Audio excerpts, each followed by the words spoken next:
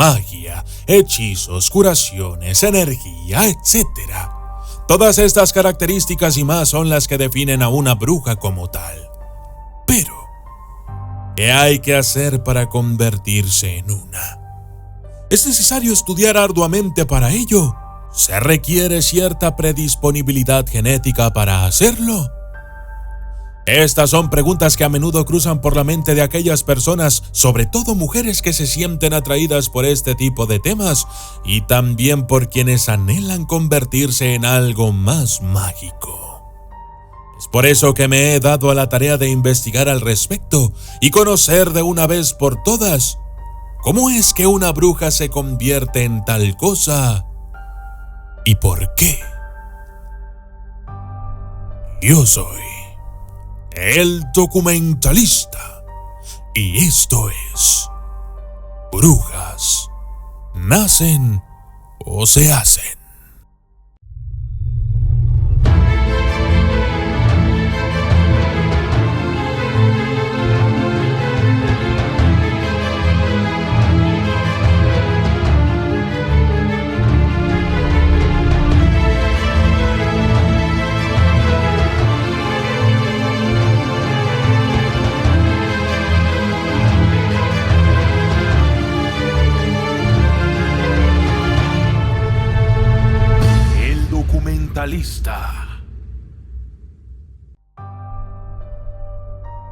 Es una cuestión muy debatida. ¿Se nace bruja o se debe hacer algo especial para convertirse en una? Antes que nada, debemos entender lo que es básicamente una bruja. De ellas se dicen muchas cosas. Por ejemplo, las brujas de hoy se pueden definir como alguien que practica activamente rituales o hechizos mágicos. Alguien quien tiene una conexión espiritual como un medium psíquico o una lectora del tarot. O alguien que adora a los dioses paganos.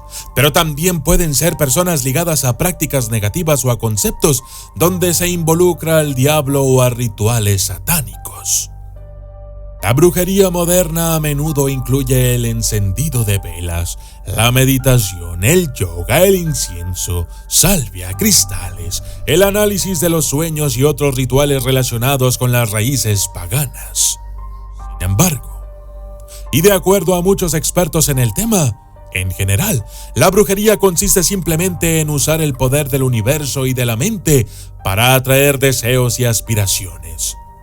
Se trata de estar en sintonía con los recursos naturales de la tierra y utilizarlos para saciar místicamente la sed espiritual.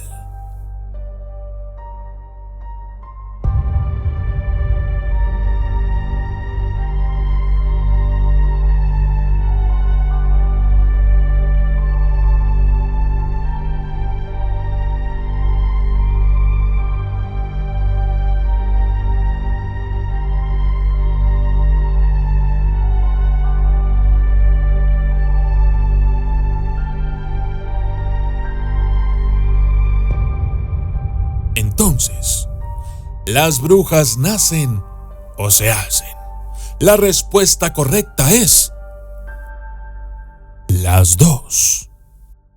Hay personas que son tan insensibles que nunca llegan a experimentar una situación anómala de ningún tipo.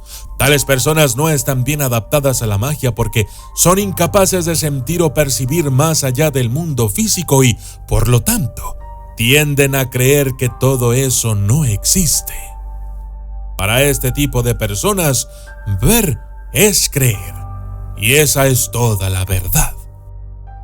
No aceptan que existen cosas más allá de lo que ellas mismas no puedan experimentar. Por lo tanto, las personas con sentidos limitados son candidatos poco probables para la magia. También es muy probable que estas personas no tengan ningún interés en el tema, ya que literalmente no es parte de su reino sensorial. Es como sucede con las personas daltónicas. Ellas simplemente no pueden ver ciertos colores, pero se adaptan y viven con esa carencia de colores. Y aunque los demás insistan en que el color rojo o verde existen, ellos simplemente no pueden verlos. Así es que para estas personas, estos colores simplemente no son reales. Del mismo modo, las personas que no pueden percibir lo espiritual o lo mágico no pueden explicarlo ni entenderlo. Y esto no cambia a menos que sufran la desgracia de ser sometidas a un trauma severo que les abra la posibilidad de experimentar estas cosas. Mientras que las habilidades psíquicas son distintas de las habilidades de brujería, el primer indicio que puedes tener de que eres sensible a otras señales que no sean estrictamente físicas es que eres capaz de captar los pensamientos de otras personas o de conocer los eventos futuros antes de que ocurran. A esto se le suele llamar clarividencia.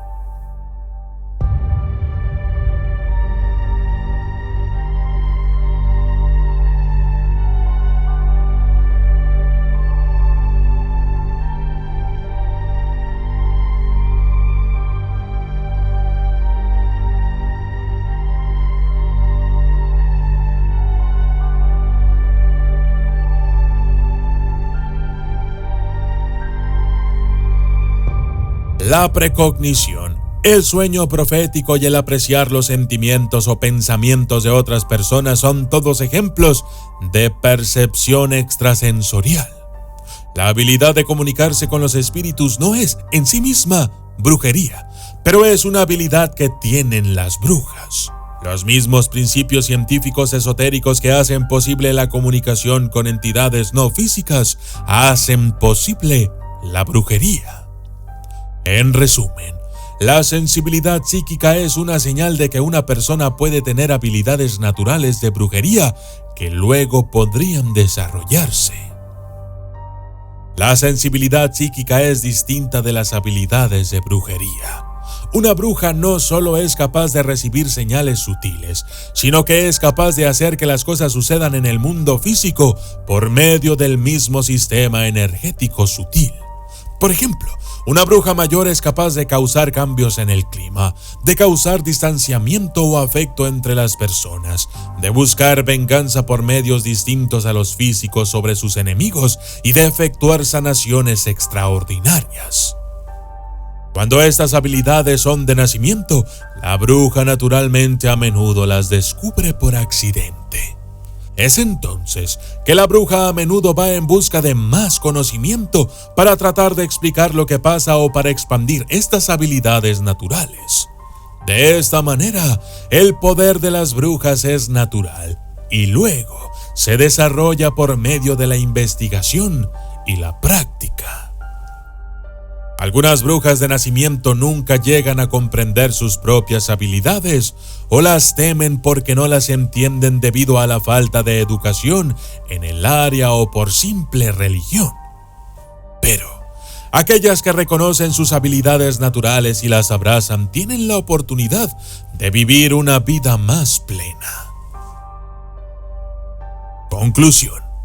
Nacer con habilidades predispuestas para ser una bruja puede ser de mucha ayuda para lograr convertirte en una de ellas.